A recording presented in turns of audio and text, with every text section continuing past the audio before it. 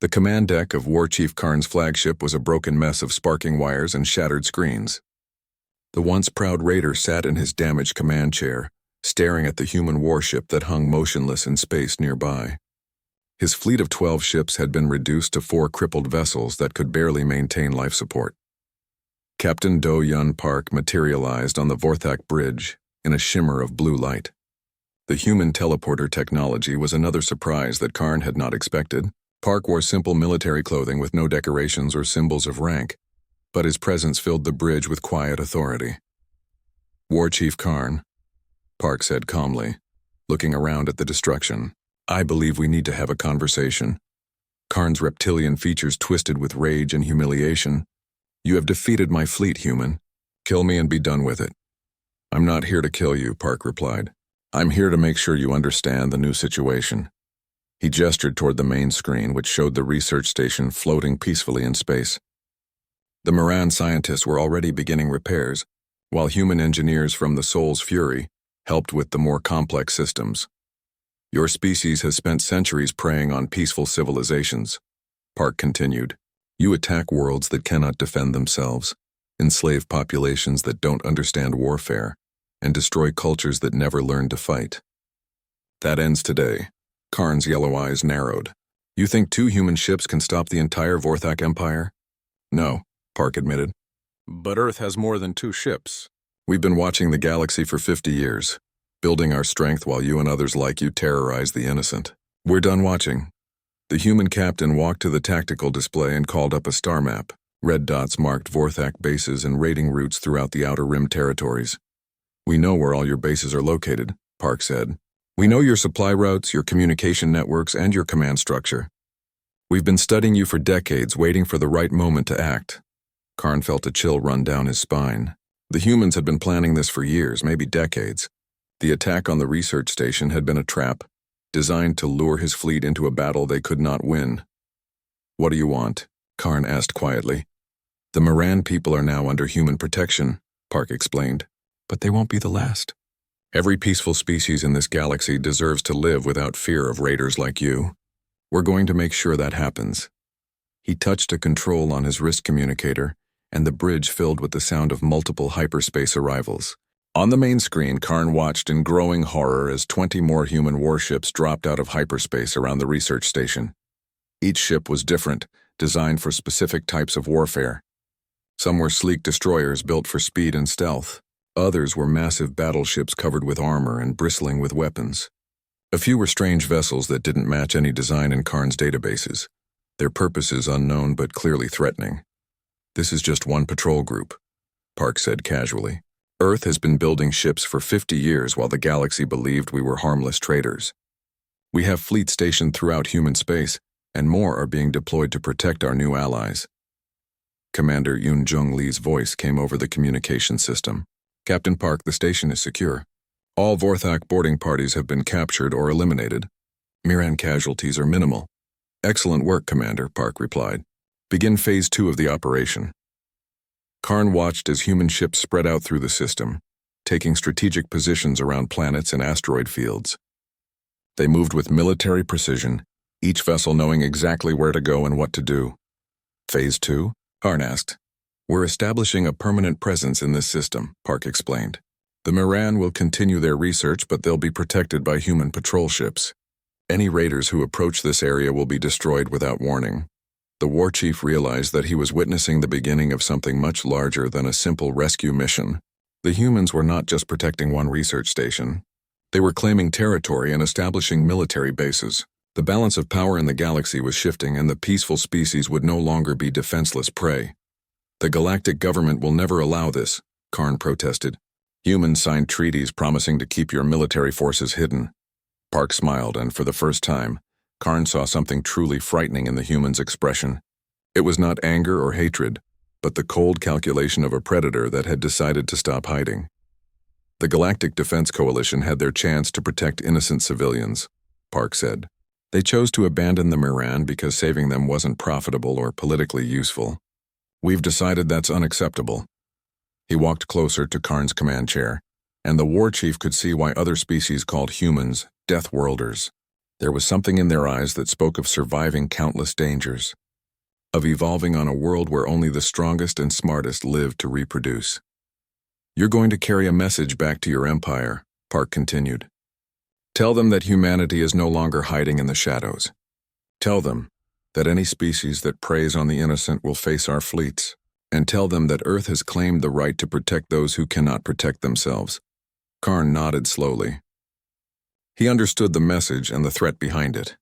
The humans were declaring themselves the galaxy's new protectors, and they had the military power to enforce that declaration. "What about my surviving ships?" Karn asked. "You can leave," Park replied, "but understand that we'll be watching. If any Vortex ship attacks a peaceful world, we'll consider it an act of war. And War Chief, you really don't want to go to war with a species that evolved on a death world." As the last Vortex ships limped away into hyperspace, Dr. Youngmi Han stood in the research station's main observatory, watching the human fleet take positions throughout the system. The ships were beautiful in their own way, sleek and deadly like the predators that had built them. Captain Wu Jin joined her at the observation window. His cargo ship looked tiny compared to the warships, but she knew it had played a crucial role in the battle. "Thank you," she said simply. "You risked everything to save people you had never met." "That's what humans do," Wu Jin replied. "We protect our own. And now you're our own."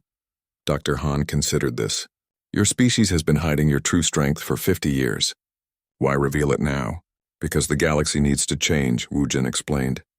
"For too long, the strong have preyed on the weak while the civilized worlds looked the other way. Humanity won't stand for that anymore." 3 days later, ships from the Galactic Defense Coalition finally arrived at the Moran system. Admiral Corathel, a tall blue-skinned Centaurian, commanded the small patrol force that had been sent to investigate reports of a minor pirate incident. What she found instead was a human military base protecting a thriving research station. 20 warships patrolled the system, their weapons and shields active. The message was clear. This area was now under human protection. Admiral Thel requested a meeting with the human commanders, expecting to find rogue traitors who had overstepped their authority. Instead, she faced professional military officers representing the hidden might of Earth's Navy. "This is an unauthorized military operation," Admiral Thel protested. "Humans are not permitted to establish military bases outside your home system." Captain Park's response was polite but firm. "Admiral, the Defense Coalition abandoned these people to raiders and slavers. We've filled the gap you left behind. You cannot simply ignore galactic law," Admiral Thel insisted. "We're not ignoring it," Commander Lee replied. "We're changing it. The galaxy's old rules protected the strong and abandoned the weak. Humanity has decided to write new rules."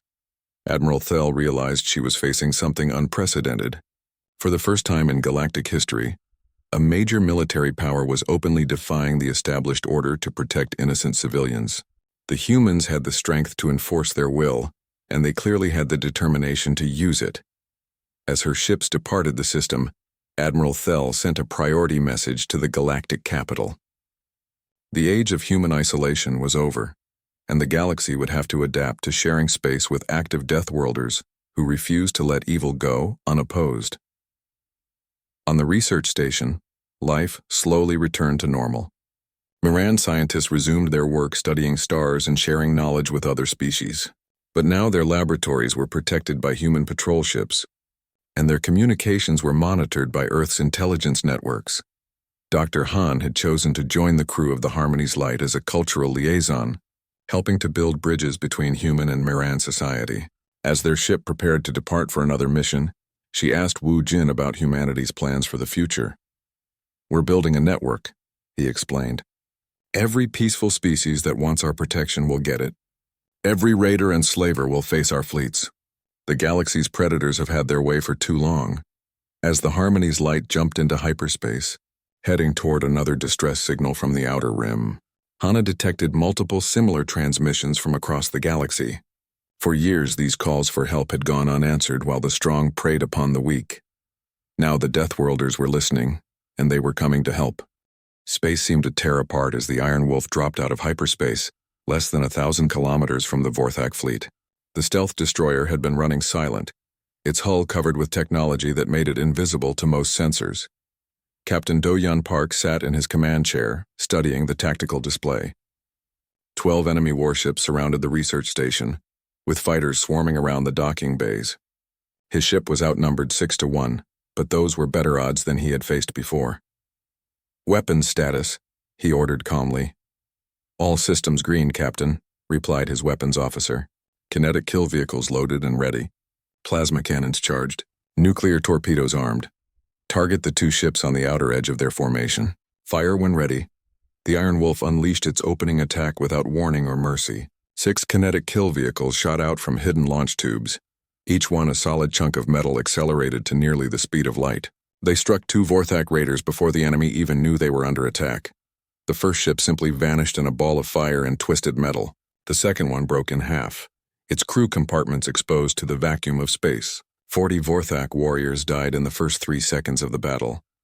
War Chief Karn's flagship shook as the shockwaves reached them. Alarms began screaming throughout the bridge. "Report," Karn roared. "2 ships destroyed, sir," his sensor officer replied, his voice shaking with fear.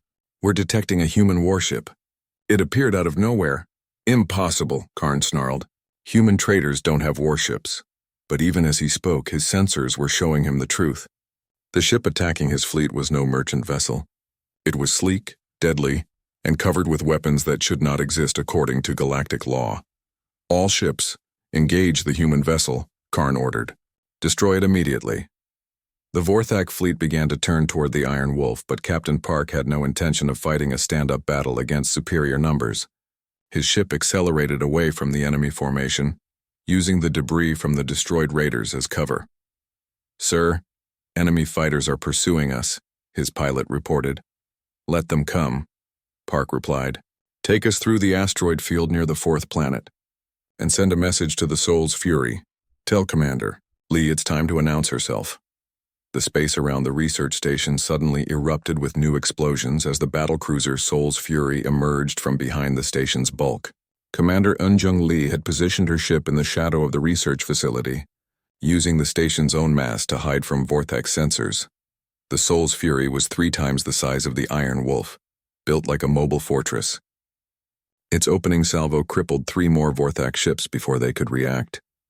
Plasma beams cut through enemy hulls like knives through paper, while missile swarms overwhelmed their defensive systems.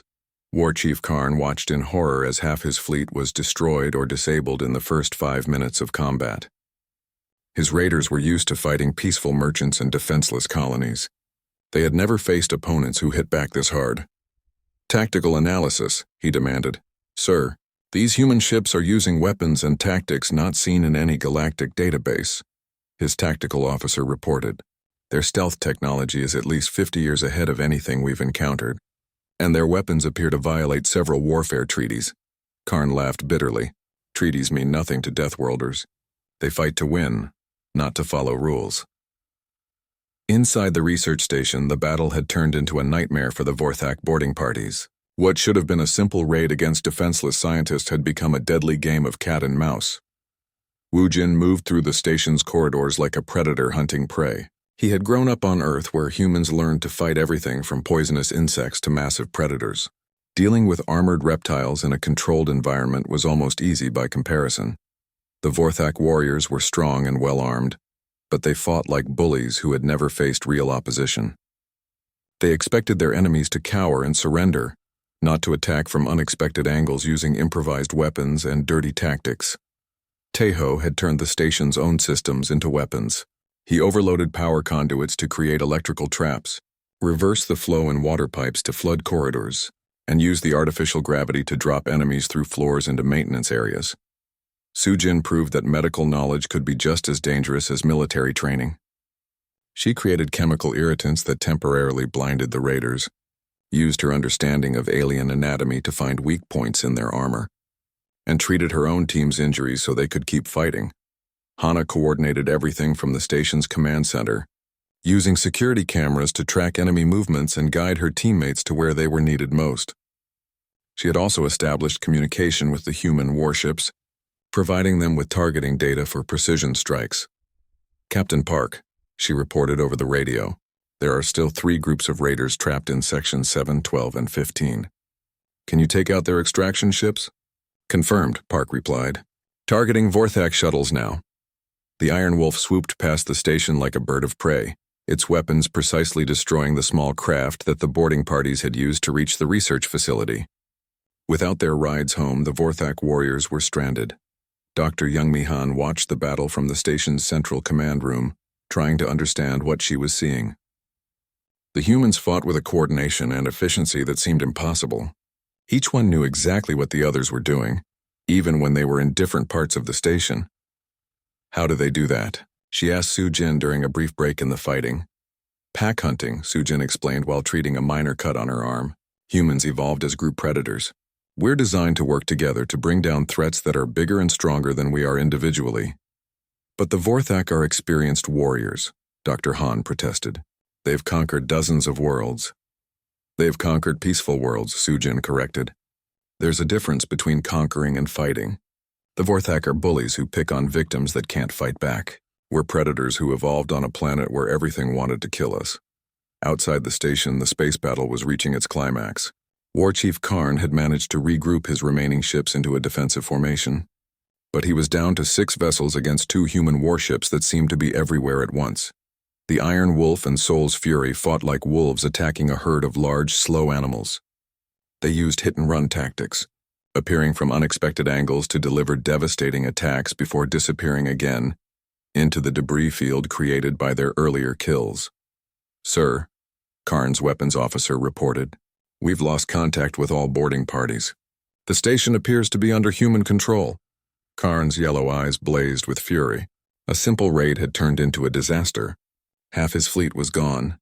His boarding parties were dead or captured, and he was facing opponents who fought like nothing he had ever encountered. All ships, prepare to withdraw, he ordered reluctantly. Sir, his communications officer interrupted. We're receiving a transmission from the human ships. Captain Park's face appeared on Karn's main screen. The human looked calm and professional, as if destroying half a raider fleet was routine business. War Chief Karn, Park said politely, I'm going to give you a choice. You can try to run and we'll hunt down every ship in your fleet, or you can surrender now and we'll let some of you live to carry a message back to your empire. Karn's claws dug into his command chair. No one had ever spoken to him like this. The Vorthak were the hunters, not the hunted. What message? He growled. That the Moran people are now under human protection, Park replied. Any future attacks on them will be considered acts of war against Earth. And trust me, War Chief, you really don't want to go to war with a planet full of Deathworlders. For the first time in his long career as a raider, Karn felt something he had never experienced before. Fear. Not fear of death, which was always possible in battle, but fear of an enemy that was better at killing than he was. These humans didn't just fight to win. They fought to completely destroy anything that threatened what they protected, and they were very, very good at it. I'll carry your message, Karn said finally. Good choice, Park replied. You have 10 minutes to collect any survivors from your boarding parties. Then you leave this system and never come back. As the remains of the Vorthak fleet limped away into hyperspace, the crew of the Harmony's Light finally allowed themselves to relax.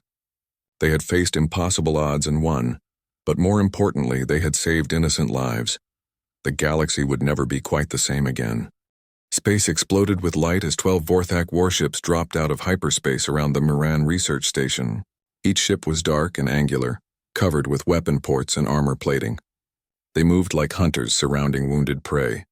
The largest ship moved to the front of the formation. Its hull was decorated with the bones and skulls of previous victims. This was the flagship of War Chief Karn, leader of the raiding fleet. A communication signal reached the station, and War Chief Karn's face appeared on every screen. He was a massive reptilian creature with yellow eyes and rows of sharp teeth. Scars covered his face and metal implants had been grafted into his skull. Attention, research station. Karn's voice was like gravel grinding together. I am War Chief Karn of the Bloodfang clan. Your pathetic distress calls have been ignored by your so-called galactic protectors. You are now the property of the Vorthak Empire. Dr. Youngmi Han stood in the station's command center, surrounded by her terrified research team. She tried to keep her voice steady as she responded.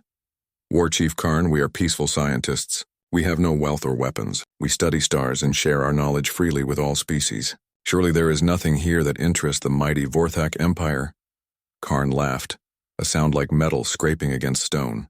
You misunderstand, little prey. You are the wealth. Miran slaves sell for premium prices in the outer markets. Your species is known for being obedient and intelligent.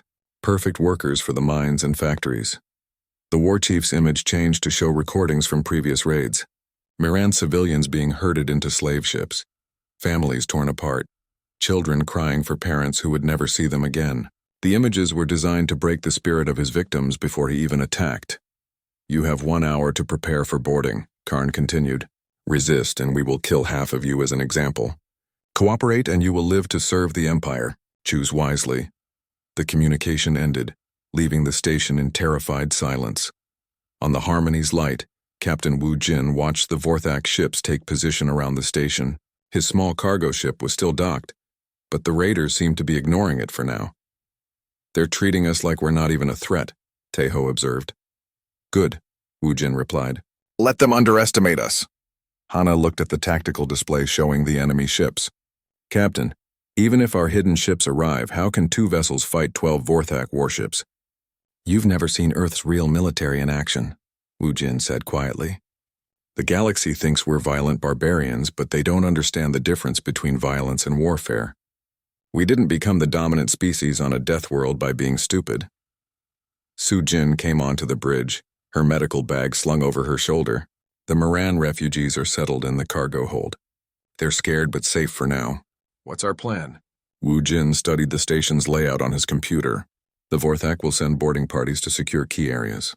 They'll want to take the station intact so they can strip it of valuable equipment. That gives us an advantage. What kind of advantage? Taeho asked. They'll have to spread their forces out, and they're expecting to fight Miran civilians, not humans who know how to fight dirty. Dr. Han's voice came over the communication system. Captain Kim, the Vorthak are demanding that we shut down our shield generators and open our docking bays. What should we do? Tell them you're preparing to comply, but you need time to evacuate sensitive research areas, Wu Jin replied. Buy us as much time as possible. While Dr. Han stalled the raiders, Wu Jin and his crew prepared for combat. They gathered weapons from the ship's small armory and studied the station's blueprints. Su Jin filled her medical bag with supplies that could be used as weapons or tools. Remember, Wu Jin told his crew, the Vorthak are used to fighting peaceful species who don't know how to resist. They use fear and overwhelming force to break their enemy's will, but humans don't break easily. The hour passed quickly. Right on schedule, Vorthak fighters began launching from the warships. They moved in formation toward the station's docking bays, confident in their ability to overwhelm any resistance. The first boarding party consisted of 20 Vorthak warriors in combat armor. They carried energy weapons and neural whips designed to stun and capture rather than kill. Dead slaves were worthless after all. As the raiders entered the station, they expected to find cowering scientists waiting to surrender. Instead, they found empty corridors and sealed blast doors. Spread out, ordered the boarding party leader through his helmet communicator. Find the prey and herd them toward the slave transports. The Vorthak warriors split into smaller groups, each heading toward a different section of the station. They had done this hundreds of times before on dozens of worlds. It was routine work. That's when Wu Jin and his crew struck. Taeho had rigged explosive charges in the ventilation system above the main corridor. When the first group of raiders passed underneath, the explosions dropped a ton of debris on their heads. Those who survived found themselves trapped and disoriented. Su Jin used her knowledge of alien biology to create a gas that would irritate Vorthak respiratory systems without harming the Miran. She released it through the air recycling system, causing the raiders to remove their helmets and breathe the station's atmosphere directly. Hana had hacked into the station's computer system and was using it to control lights, doors, and gravity in different sections. She turned corridors into mazes, trapping raiders in dead ends or dropping them through hidden floor panels. Wu Jin moved through the station like a ghost, using service tunnels and maintenance shafts to appear behind enemy groups. He had trained for combat on Earth, where everything from the weather to the wildlife tried to kill you. Fighting armored reptiles in a space station was almost relaxing by comparison. The Vorthak boarding party leader tried to contact his ship. Command, we're encountering unexpected resistance. The prey is fighting back with tactics we haven't seen before. War Chief Karn's voice crackled over the radio. Impossible. Miran are peaceful herbivores. They don't even understand the concept of warfare. Sir, I don't think we're fighting Miran, the boarding party leader replied. These tactics are too sophisticated. It's like fighting professional soldiers. On his flagship, Karn studied the sensor readings from the station. For the first time, he noticed the small cargo ship docked with the research facility. Humans, he growled. I should have known. Karn had heard stories about human traders who showed up in dangerous situations. The galaxy called them crazy or stupid, but the war chief knew better. Humans were Deathworlders, evolved from predators who had survived on one of the most dangerous planets ever discovered. Deploy additional boarding parties, Karn ordered, and target that human ship. I want those Deathworlders captured alive. They'll make valuable gladiators in the fighting pits. As more Vorthak fighters launched toward the station, Wu Jin received a coded message on his personal communicator. It was a single word: incoming. He smiled for the first time since the battle began. Help was finally arriving, but first he had to make sure there was still a station to save when it got there. The real fight was just beginning, and the Vorthak were about to learn why the galaxy feared humans. In the command center, Dr. Han watched the battle through security cameras. She saw humans fighting with a skill and determination that seemed impossible. These were the same gentle traders who had risked their lives to save Miran children. For the first time, she began to understand why her people's protectors had evolved on a world where everything wanted to kill them. Sometimes only predators could protect the prey. Deep beneath the surface of Earth, in a bunker that did not appear on any official maps, Admiral G1CO sat at her desk reading reports. The room was quiet except for the soft hum of computers and the distant sound of ventilation systems. This was Terra Command, the secret heart of humanity's real military force. A soft beep made her look up. On her screen, a red alert symbol was flashing. She had not seen that symbol in 3 years. It meant that somewhere in the galaxy, a human ship was calling for military help. She touched the screen and read the message. A cargo captain named Woo Jin Kim was requesting assistance for a Miran research station under attack by Vorthak raiders. The Galactic Defense Coalition had refused to help. Admiral Seo was not surprised. The coalition was good at protecting important worlds with valuable resources. But when peaceful species in remote areas needed help, the coalition usually found excuses to look the other way. She pressed a button on her desk. Get me Captain Do-Yun Park of the Iron Wolf and Commander Yoon-Jung Lee of the Soul's Fury. Priority Alpha. Within minutes, 2 faces appeared on her screen. Captain Park was a young man with serious eyes and short black hair. Commander Lee was older, with gray streaks in her hair and scars on her face from years of combat. Admiral, Captain Park said, what's the situation? We have a civilian cargo ship trying to protect Miran civilians from Vorthak raiders. The coalition has abandoned them. She sent them the details. How long to reach the Miran station? Commander Lee checked her navigation computer. The Soul's Fury can be there in 4 hours if we push the engines hard. The Iron Wolf can make it in 3.5, Captain Park added. But that's cutting it very close to the Vorthak arrival time. Admiral Seo nodded. Do it. And remember, this is not an official coalition operation. As far as the galaxy knows, you are independent human ships that happen to be in the area. Both officers understood. For 50 years, humanity had played by the galaxy's rules. When first contact happened, the other species had been horrified by humans. They came from Earth, a world where deadly storms, poisonous animals, and natural disasters were normal. Every human had survived things that would kill most aliens. The galaxy had seen human soldiers fight during the border wars with the hegemony. They watched humans continue fighting with broken bones, ignore pain that would cripple other species, and refuse to surrender even when facing certain death. The aliens called them Deathworlders and decided they were too dangerous for civilized society. So humanity made a deal. They would keep their military hidden and send only peaceful traders and diplomats to interact with other species. In return, the galaxy would allow human merchants to do business and human scientists to share knowledge. But the deal had a secret part that only Earth's government knew about.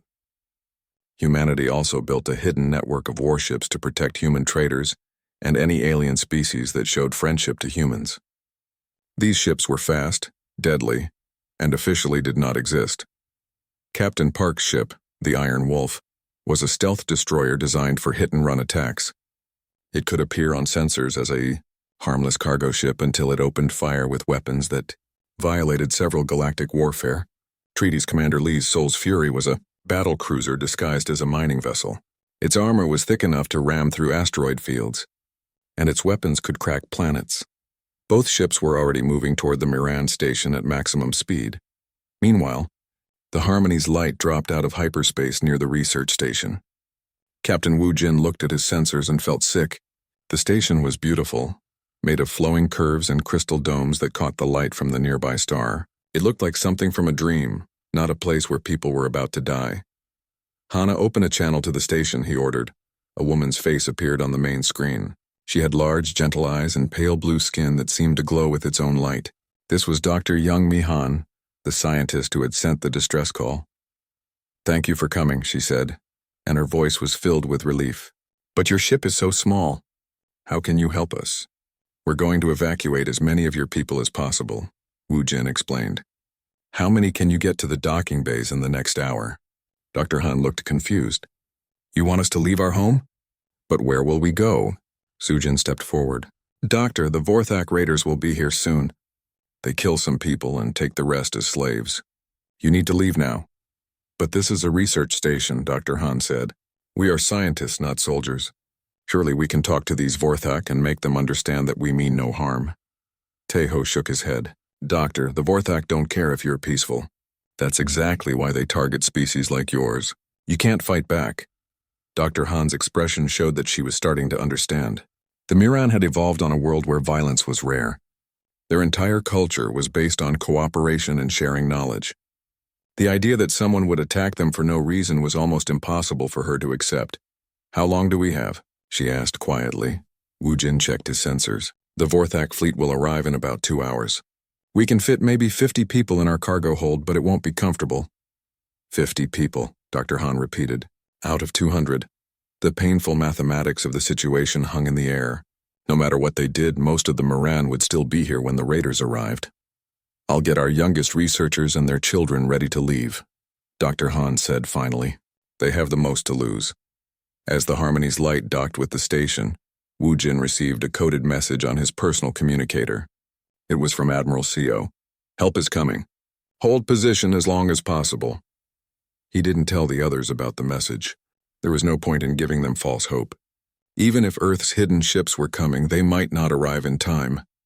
And 2 ships, no matter how advanced, might not be enough against a whole Vorthak fleet. The evacuation began immediately. Miran families hurried aboard the cargo ship, carrying only small bags of personal items. Their children looked around with wide, frightened eyes. Many of them had never seen humans before. Su Jin worked to make the refugees as comfortable as possible in the cargo hold.